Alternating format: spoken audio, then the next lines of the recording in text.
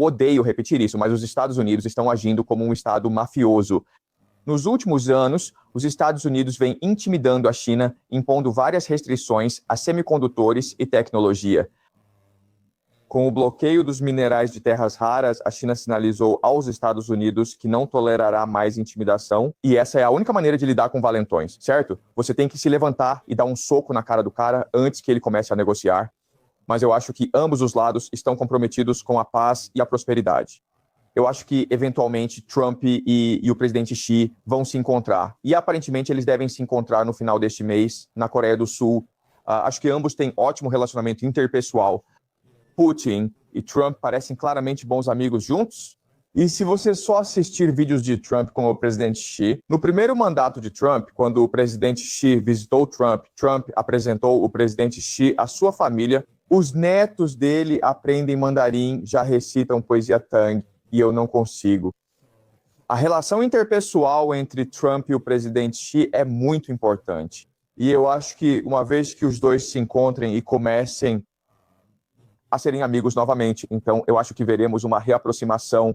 Estou realmente otimista sobre o relacionamento China-Estados Unidos da América, porque acho que Trump e o presidente Xi são grandes amigos. E, eventualmente, eles chegarão a uma resolução que beneficie ambos os países. A mídia exagera a rivalidade entre China e Estados Unidos da América, mas quem é americano já sabe disso, não é? Se você é americano na China, os chineses adoram americanos e são muito amigáveis com eles. Ainda é assim hoje. Os chineses têm um respeito profundo pela inovação americana, por essa atitude americana em relação ao trabalho. Até hoje, milhões de famílias chinesas desejam enviar seus filhos aos Estados Unidos da América para viver o sonho americano e estudar lá. Então, no topo, você tem essa relação muito forte entre o presidente Trump e o presidente Xi, mas na base entre o povo americano. Entre o povo chinês, há uma amizade genuína e respeito mútuo. Bem, eu odeio ser cínico, mas a realidade é que o 1% nos Estados Unidos da América é profundamente corrupto, que vai tentar criar todos esses tipos de falsas dialéticas para se proteger, certo?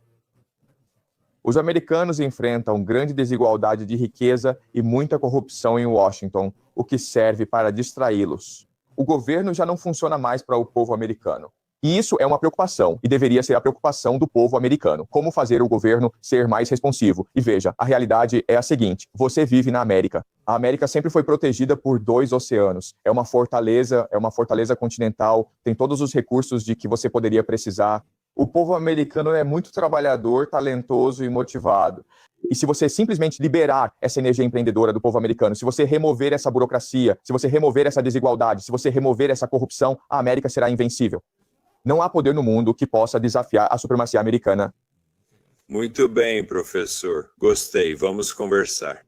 Acho que o maior problema potencial seria a ilha de Taiwan. A relação entre Estados Unidos da América e China geralmente gira em torno de Taiwan, pois é o principal tema abordado.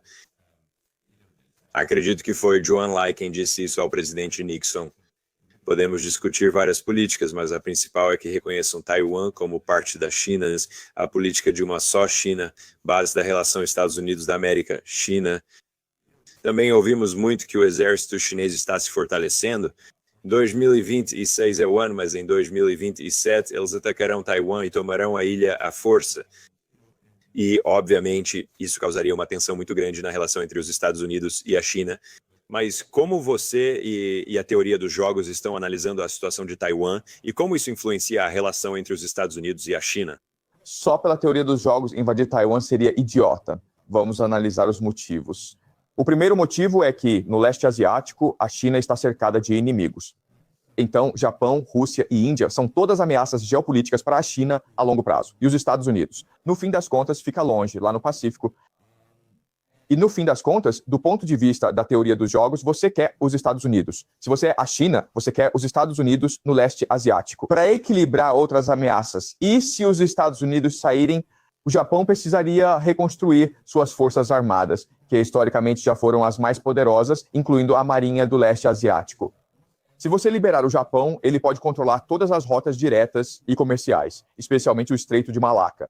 A China depende muito do comércio atualmente e importa 1/3 de seus alimentos. Se o Japão reconstruísse sua marinha e bloqueasse a China, ela teria grandes problemas. Índia e China disputam o controle do Himalaia e do Planalto tibetano, fontes essenciais de água doce. Rússia e China têm uma longa fronteira em comum. Partes do extremo oriente siberiano já foram da China, e a Rússia tem agido de forma agressiva. Do ponto de vista da teoria dos jogos, se os Estados Unidos da América saíssem, a China teria que lidar com 3 ameaças, mudando totalmente o cenário geopolítico do leste asiático de um dia para o outro. E por isso você não quer que os Estados Unidos saiam, você quer que os Estados Unidos permaneçam como uma força de equilíbrio para manter esse jogo de equilíbrio. Também devemos lembrar que a Coreia do Norte é um problema por ser uma potência revisionista. A Coreia do Norte envia tropas à Ucrânia para treiná-los e busca ampliar seu arsenal e fortalecer o exército. Por quê? Porque é pobre e foi bloqueada do sistema financeiro global. Sob a ótica da teoria dos jogos, a Coreia do Norte busca ser o Estado fora da lei. Você quer ser o agente do mal, porque é assim que você é incentivado a ser o agente do mal. Então, vamos supor que a Coreia do Norte, que está ameaçando a Coreia do Sul, diga: ouça, se vocês não nos pagarem $1 bilhão por ano, vamos começar a bombardear Seul e destruir, sabe? Tipo, 9% da Coreia do Sul. Bem, então isso cria problemas para a China também, porque a China não quer isso, não quer que a Coreia do Norte seja esse agente descontrolado no Sudeste Asiático. Assim, Estados Unidos e China se beneficiam mais colaborando do que competindo. Do ponto de vista da teoria dos jogos, a China está satisfeita com a situação atual. Se os Estados Unidos da América saíssem, a China teria que assumir a hegemonia, investindo mais em exército e marinha. Isso geraria conflitos com vizinhos e prejudicaria a economia e prosperidade do povo. O Partido Comunista prioriza manter paz e prosperidade, seu principal objetivo geopolítico. Não está interessado em hegemonia, nunca esteve interessado em hegemonia.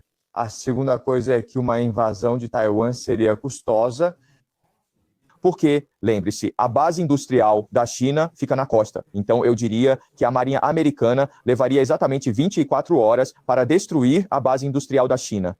Então, por que dar aos americanos um motivo para fazer algo assim? A economia chinesa depende do comércio global, por isso, sua imagem no exterior é importante.